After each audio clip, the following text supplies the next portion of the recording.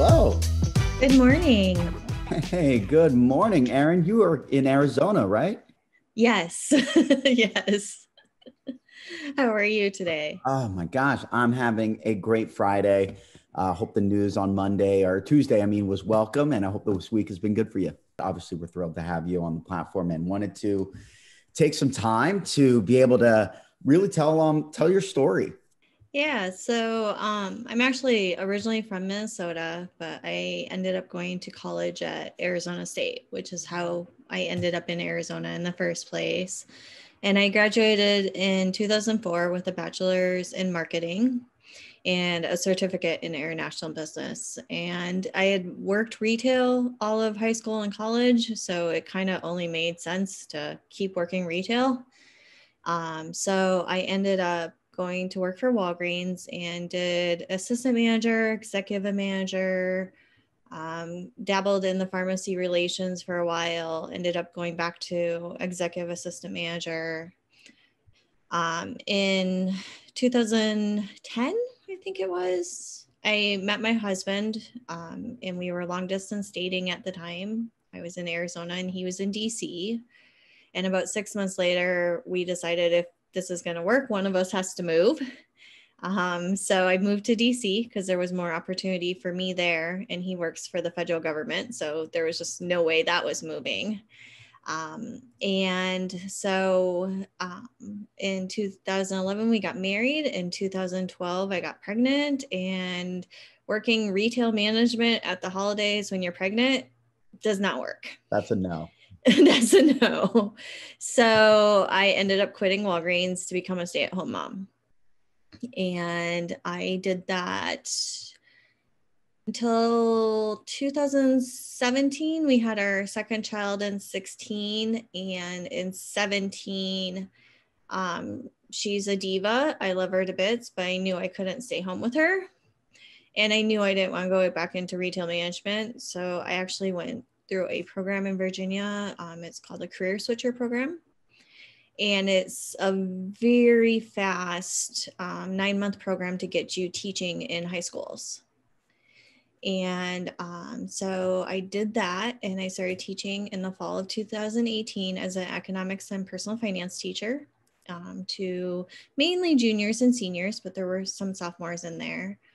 And then while I was doing my first year, I actually finished my master's as well.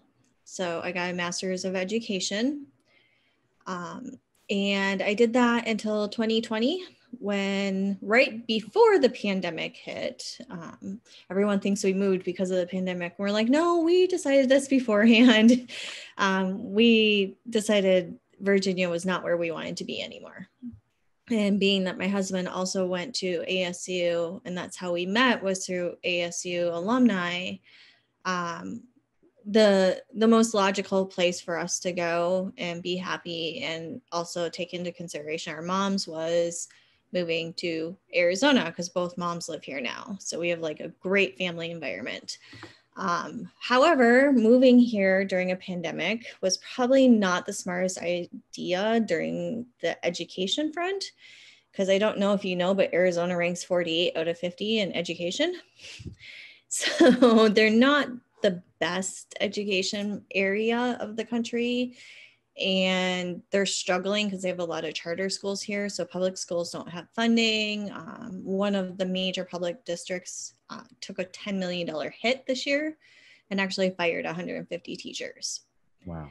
Yeah. So trying to become a teacher during a pandemic in a state that doesn't really emphasize education wasn't the brightest idea that I had.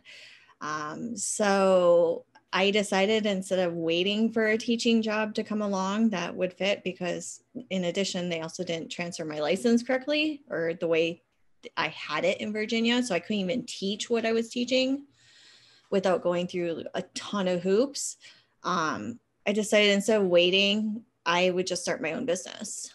And so I started Cheers for Financial Freedom this spring, after getting my family settled, and is very much in the infancy stage.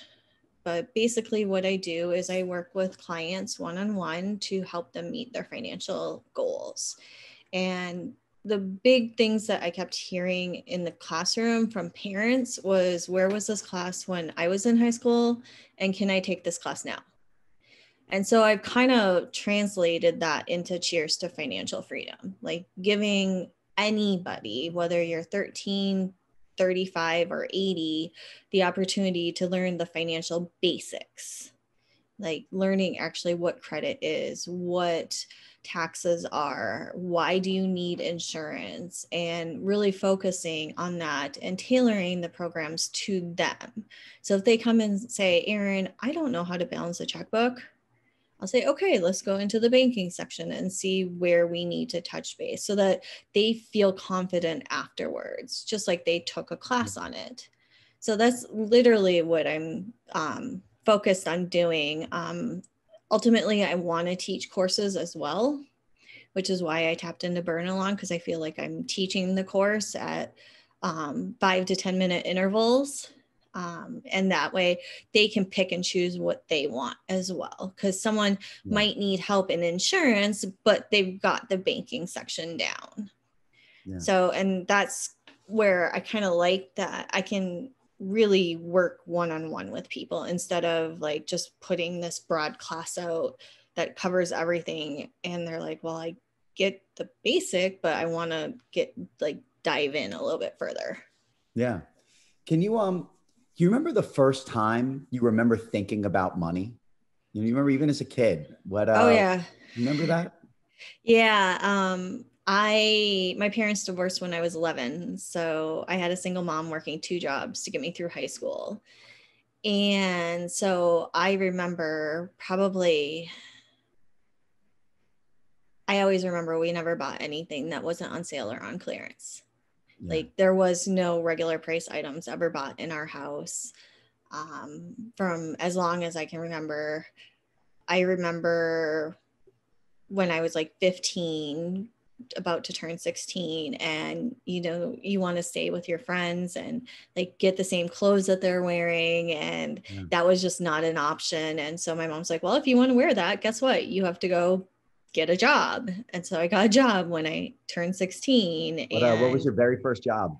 My very first job was Target. There you go. I actually ended up working there for 7 years. So I did all of high school and all of college working for Target, both in Minnesota and Arizona. I'd say most people don't stay at their first job 7 years. Yeah, no, it was great because they transferred me when I needed to. And they actually really took care of me. In fact, I stayed with them for 7 years. I stayed with Walgreens for 8. I taught for 2, and now I'm in this. So I don't leave positions unless like something actually big happens. Yeah. So after career in retail, you find your way into teaching. What was that transition like, being accountable for students? So it actually came very natural to me. And in fact, my administrators said that it was very natural, because when you think about what I did at Walgreens, I was actually kind of a teacher at the same time, because anytime a new employee would come in, I would have to teach them how to do the job. So it was very real life experience that I was doing the teaching for, which works with the economics and personal finance side of things, because that class is the most real life class you're going to have in high school. And if you're lucky enough to live in a state that mandates it, it's great. The states that don't mandate it, that's where we're struggling right now. And I'm hoping that in the long run, in the next 10 years, I can really help to get economics and personal finance, especially personal finance, mandated in all schools, not just the states that feel it's needed. Yeah, absolutely. But it's going back to your question, it was such a smooth transition for me, because even like when I worked for Target, I was working with 16-year-olds. Working at Walgreens, I was working with 16-year-olds. So that was easy. What is it like teaching children versus adults? And I had to say children, these are, teenagers in high school, but, is there a different approach you have to take? Because the content, I imagine, is still pretty similar. Yeah, the content's very similar, because really we're looking at the basics of things. I think with adults, it's a little different because adults have a general mindset of everything. Like they understand that credit is there, but they don't necessarily understand how to get the credit in a way that doesn't affect them negatively.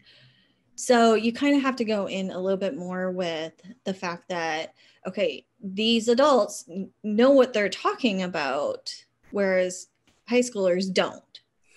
Most of them have no clue. They're just like deer in the headlights. Whereas adults, they've been, they have bank accounts, they have credit cards, but they're finding themselves $18,000-$20,000 in credit card debt. And they're like, I don't know how to get out. And that's where I think a lot of the difference plays, because with teenagers, it's a blank slate. Like they haven't done anything. Like a lot of them don't even have checking accounts yet. So you can actually like step in and teach them before they make the mistakes. Whereas with adults, you're teaching them after they've made the mistakes. Sure. I mean, I know such a common area of wellness, and it's one of the initiatives that, we've got at Burn Along is this holistic wellness piece, right? You have to become well throughout the entire body. And one of the common threads is prevention versus intervention. If you're able to get ahead of it, that is just going to save so much along the way. Yeah. And I think that's the big difference with adults and teenagers is adults, you're doing interventions, whereas teenagers, you're doing the preventions. What do most people come to you for help with? As I'm in the infancy stage of the business, I haven't had a lot yet, but I think credit is like the biggest thing. I think that that's where America struggles. I've been reading a lot just on different blogs and news reports and all that financial literacy is the untapped epidemic right now in America. And that America is going through a change right now with the way people look at finances, especially with the pandemic, the recession. And unfortunately, there's going to be a bigger recession. There is going to be a depression. If you just look at economics in a nutshell, the basics of it, we're ready for a depression state. Like economics ebbs and flows, and we've been flowing for a long time, and we have to just balance out the way we've been. And people are starting to realize that, oh crap, the economy is changing. The stocks aren't as, they're not going up as much. They're a little bit more volatile. What do I need to do to protect myself? And so I see a lot of people on the internet and through friends and family that are like, okay, I'm really struggling. What do I need to do so that I can like just kind of surf this next wave of recession without killing me or my finances just go down the drain?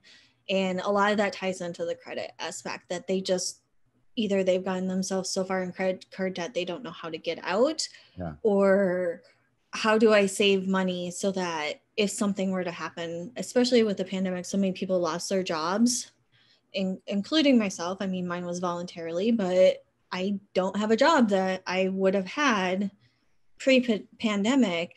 What do we need to do to take care of our families? But, like, what are our options financially? Yeah. What do you tell people who would you tell someone who says, I'm really worried about what's to come? How do I protect myself? The first thing I would do is I would look at their financial situation and see, are you in credit card debt? What can we do to get you out? Do you have savings? Do you have your emergency savings account? Do you have your 6 to 8 months of savings that's sitting aside just in case something happens? And are you investing? If you're able to, like, you shouldn't be I take that back. You should invest a little, even if you're in credit card debt, but you have to balance the two out. Like I feel, and I was actually just posting on my Cheers to Financial Freedom Facebook page about Dave Ramsey. Like I have a very much love-hate relationship with that man. He is very old school, and he firmly believes you do not invest until you are completely out of debt. And I don't agree, because there are ways that you can invest with just a little bit while you're still working the debt, which helps you build the financial future in the long run. And if you ask any millionaire, if when they were 20 years old and had no money, did they invest? They're probably going to tell you yes. It may not be, investing $20,000, but if you take $100 or $200 and invest it, that will in turn give you more money in the long run than if you were just to pay off all that debt and then invest. Like, compound interest is so imperative in life. And that's a big thing I also focus on is, do you have your savings? How is your credit? And then how can we get you investing in some way? I think Warren Buffett called compound interest the eighth wonder of the world. Yes, For sure. yes, it is. Because I always showed the video of, if you were offered $1 million today or a penny that doubled every day for 30 days, which would you take? And it's like, half my class would always say, "Oh, I'll take the $1 million." I'm like, Of course. Are you sure? And then the other half would be like, "Oh no, you don't know about compound interest." I do like the idea of half of a high school class and be like, you don't know about compound interest? Like that's got to be the goal, right? Yeah. And that's like, the high schoolers are like, once you say interest, they're like, I can make money on my money. And you're like, yes, you can. Like, how do you think all these other people do it? Right. Exactly. So what do you think is something people just simply don't know enough about? When it comes to personal finance, is there an area that people just seem to be lost? Because I think people know don't get into credit card debt, and whether or not they follow that advice. If they do never get into credit card debt, I'm sure they're part of that 5% of Americans who have never been there. Yeah. But I was there. Yeah. I was $18,000, $19,000 in credit card debt at 29. And with my car and my student loans and everything else, it was $80,000 in normal debt. And I worked my way out of it. Like, I didn't take the shortcuts. I didn't go through bankruptcy or anything like that. I actually did the long, hard way of doing it. And, you've always got some kind of rotating debt. I mean, it's just a fact of life nowadays. But it's how you manage it. And like, most people will always have a car payment. Sure. Most people will have a mortgage payment. You're in debt when you have a mortgage payment, but how you manage it, we bought our house last year. It's already 150,000 plus from what we bought it at. So there's equity there, and you have to look at long-term versus short-term debts and how they can build that financial future. And I think that's where a lot of people struggle, is how to determine which debts are good per se and which debts are bad. Obviously, credit card debt is bad, whereas a home mortgage is good if you can afford it. I think the other area that a lot of people struggle with is knowing insurance and what types of insurance to have and when to have it. I remember a story of my first year teaching. I had a mentor from the college that would come in once a month and check in on me and make sure everything was going the way it was supposed to.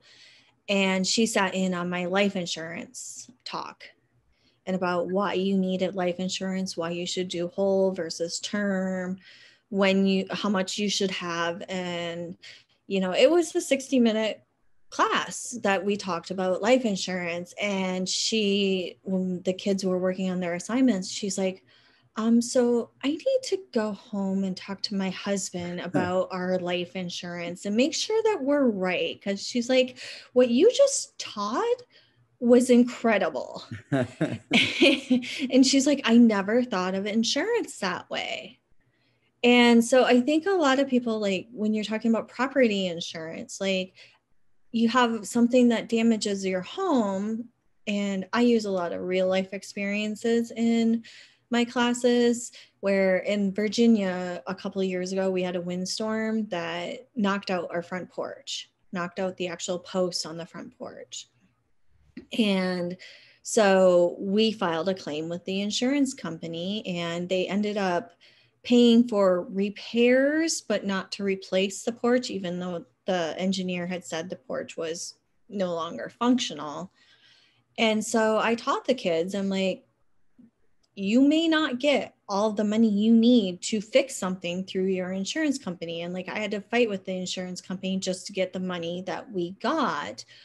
But then at the same token, like, you have to think about the repercussions of using your property insurance, because when we moved to Arizona, several insurance companies wouldn't actually insure us because we had that claim on our past. Jeez. And so, and the other thing you have to think about is if you use the claim to pay your insurance, or use your insurance claim to pay for the thing, that whatever happened, whether it's car insurance, property insurance, whatever you're using, 9 times out of 10 over the next 3 to 5 years, your insurance will go up to where you're actually paying for it. And so I had that happen in college where I rear-ended someone. It was like a $3,000 claim that went against my insurance for rear-ending them. And my mom actually figured it out. And the amount that my insurance went up for the next 3 years was exactly $3,000. Oh, man. And so that's how they get you, is they're like, well, we'll pay for it, but then we're going to, increase your... They basically gave you a loan. They gave me a loan. Yeah. And I think a lot of people don't realize that when they look at insurance, is in some instances, that's what they're going to do. And in some instances, they're going to carry you. And if you file a claim within a year of you getting that policy, they'll drop you. That happened to my mother-in-law. Or they'll raise your rates to where they'll recoup that money, or they won't take you anymore in the future if you move or something like that. And I can guarantee you Americans don't know that. Like, they have not thought long and hard about what actually goes into insurance. Which, who would want to spend the time? Exactly. But that's why I'm here. Yeah. And that's what I'm wanting to teach them, is if I can give them a 10-minute course on insurance and say, hey, this is what happens when you file a claim on your auto insurance. They're not investing a lot, but it may pop back in their mind later on when they're like, oh, I hit this guy and now my insurance policy is going up. Well, yeah, that's going to happen. Sure. When, so you are a trainer in people's lives, right? A financial wellness trainer. What have the trainers in your life meant to you? Oh, I look back at my teachers, because that's what I feel I am. I'm an instructor, I'm a teacher, and I've always had such a good relationship with teachers and coaches. I'm still friends with my high school football coach on Facebook. I have a couple of them. And I remember when I decided to go back to teaching, or not go back, but to go into teaching. And I posted on Facebook that I was doing this, and my coach, who was my high school counselor as well, he was like, I knew you were going to end up in teaching someday. And I'm like, what?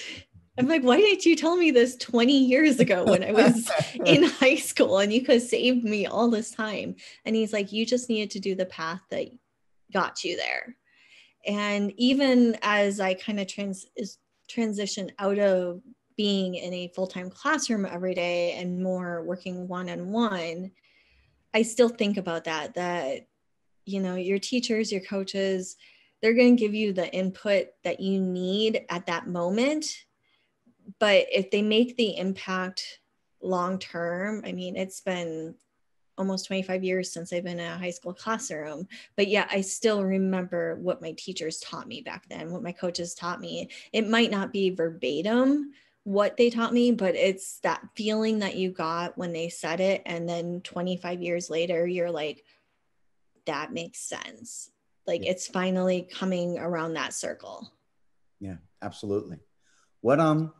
So you're providing virtual programming online on Burnalong in addition to doing one-on-one consulting. Who are you looking to reach with virtual programming? Who are you creating those lessons for? I am creating it for anyone that's confused about financial literacy. Anyone that's just like, I don't get it. Or that just needs a refresher course, that they're like, I get, banking, and I get checking accounts and all that, but I only balance my checking account versus what my bank account says online. What if I actually wanted to have a check register, or how do I actually go through and make sure that every transaction is correct? And I've found that that's happening quite a bit now, more than in the past. We all used to have check registers, the hand ones. Yeah. And we don't anymore. I mean, No. I will fully admit, I do not have a hand check register, but what I do instead is we have Quicken, and I make sure that it's consolidated to what my bank account says every 2 to 3 days. And my husband, who is also big into just making sure everything's aligning properly in that aspect, he checks the account every day. He may not balance the account, but he checks it. Whereas I balance it, and I actually go a step beyond and kind of predict the future. So I'll put in the next year's worth of transactions that we know are going to happen, to find out, okay, are we going to have enough money this month, or do we need to pull in from savings, or do we have extra money and we can push out to savings? And I think a lot of people don't do that now. They just look and say, oh, I have $3,000 in my checking account, I'm good. But they're not planning ahead. And so I think a lot of the courses are going to help them to realize, and I think that's more what I'm teaching online, is giving them the realizations that they've got to be more cognizant of what they're doing with their finances. Yeah, absolutely. I would say, that planning piece is huge, and talk about predicting a year's worth of expenses. I can't imagine how many people don't do that, for sure. Yeah. So why, recap here. So first off, why, what attracted you to Burn Along? How did you find out about it? Where, what made you start? I did a Google search on financial literacy classes, and somehow it came up. I really don't know how I fell into the lap of Burn Along. I think that I'm a very spiritual person, and I think my spirit guides pushed me there. And God said, this is where you're supposed to be right now. I was obviously starting a business. You're not making any money at the beginning. And so I needed something to supplement the income while I'm trying to build this business. And I substitute teach as well to supplement in some income. Luckily, I have a husband that does very well for us. But you want to bring in money as well. Like, nobody wants to be the one that lives off of somebody else. And especially being a financial educator, that really doesn't sit well with me. So finding Burn Along was really kind of serendipitous, kismet, whatever you want to call it. It fell in my lap. I set up the meeting with Victoria and what she was talking about, and knowing that you guys are just building your financial wellness platform, it kind of coincided with what I was looking at doing. And I'm like, you know what? I think I could be an asset to them. They could be an asset to me. I haven't reviewed others' videos on the platform for financial wellness, but from what I see, they're not touching the basics, which is where I want my business to be, is really touching the basics, really teaching people the underlining meanings of what personal finance is. From what I've seen with the other videos so far, is they're doing a lot more of the, okay, you got money, so what to do with it? Mine is more of, how do I get money, and how do I make my money work for me once I get my money? Yeah, that's great. Well, everyone, you can connect with Erin at cheerstofinancialfreedom.com. Instagram, Facebook, LinkedIn at Cheers to Financial Freedom. I think Facebook is Cheers to Financial Freedom 17. Yep. Anything else you think folks need to know about you, about financial wellness, about connecting with you? Well, they can definitely connect with me in multiple platforms. That was one of the big things. I'm thinking about going into TikTok and Clubhouse. I haven't made it there yet. My kids, it's a big milestone for us. My second goes to kindergarten starting Monday. Oh man. So there will be no children in the house for 7 hours a day, 5 days a week. Yeah, it's going to be amazing because both my husband and I work from home. So we are both, there may be a brunch with mimosas Monday morning after we drop the kids off. Like everyone's like, oh, my baby's going to kindergarten. I'm like, no, you can take her. Like that is correct. They are going to kindergarten. Yes. So really having time to start building, like I've been the tortoise in this race right now for the last several months, because when you have kids at home, it can be a struggle to build a business. I'm not gonna lie. But having time now to really focus on what I want to do, focus on getting the videos out to the Burn Along users. I mean, I have 8 sections of videos that I plan on posting. Yeah. With 4 to 5 little parts in each section. I want Burn Along users to tell me what they want to hear. Let me be your Google. Instead of you wasting 2 hours Googling things to try to figure it out, let me be that person for you. Because when you're trying to do it, you might not know the reputable sources to look at. Whereas when I'm looking at it, not only do I have the education and the experience of teaching it, I can look at the sources for you and tell you, okay, today in 2021, this is what's going on. Yeah. And I write that on every review that comes in to me is, tell me what you want to hear. Tell me what you need to understand, and I'll make a video about it. And so far, I haven't had anybody tell me that, but I can't read minds.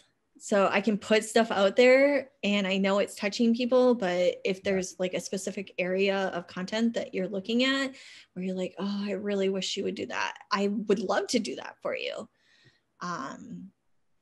And I think with starting Monday, it's going to be a lot easier just to give it my all attention every day.